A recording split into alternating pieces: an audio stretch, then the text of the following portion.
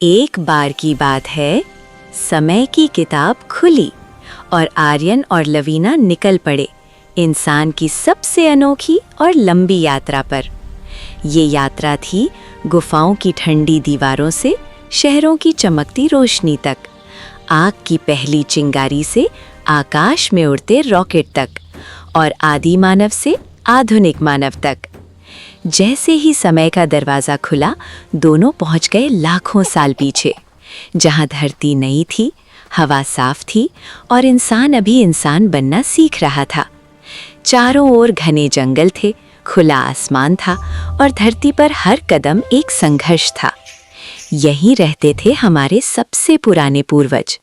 वे न पूरे बंदर थे न पूरे इंसान, लेकिन वे दो पैरों पर चलना सीख चुके थे।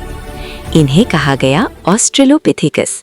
उनका दिमाग छोटा था, लेकिन दो पैरों पर चलना इंसान बनने की सबसे बड़ी शुरुआत थी। आर्यन ने धीरे से कहा, यहीं से इंसान ने अपना रास्ता बदला। समय आगे बढ़ा और इंसान ने सीखना शुरू किया। आया होमो हैबिलिस, पहला इंसान जिसने पत्थरों से औजार बनाए। अब हाथों में ताकत थी और दिमाग पहले से तेज हो चला था। लवीना ने कहा, जब इंसान ने औजार बनाए तभी उसने अपनी किस्मत भी बनानी शुरू कर दी। फिर इतिहास में जली सबसे महत्वपूर्ण आग, होमो इरेक्टस ने आग की खोज की।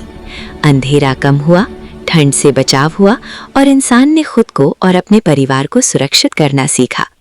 आग के चारों ओर बैठकर पहली बार इंसान ने कहानियां सुनी और सुनाई। यहीं से सोच और कल्पना ने जन्म लिया। अब इंसान सिर्फ एक जगह नहीं रहा, उसने सफर शुरू किया। पहाड़, मैदान, जंगल और रेगिस्तान सब पार किए। आर्यन और लवीना इस यात्रा में उसके साथ चलते रहे, समय के गवाह बनकर। ठंडी और बर्फीली धरती पर नियांडरथॉल्स आए।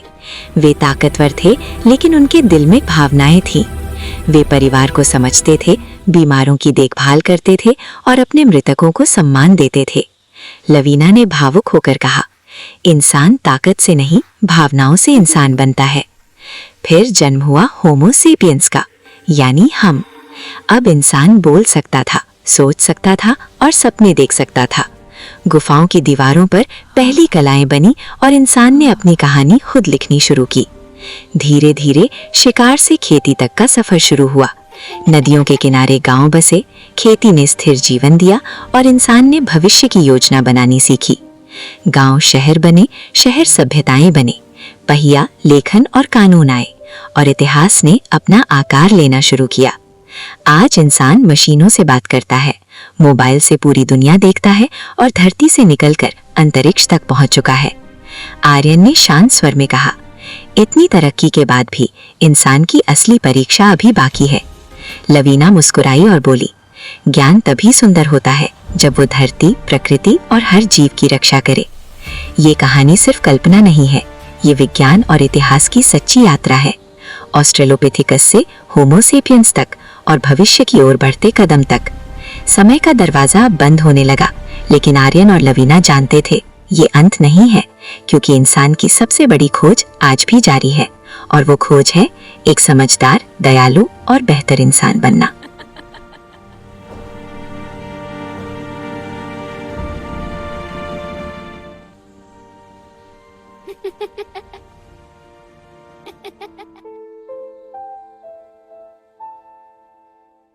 मजा आया तो नियो नेट को सब्सक्राइब करो, बेल आइकन दबाओ और रोज नए मजेदार कार्टून देखो।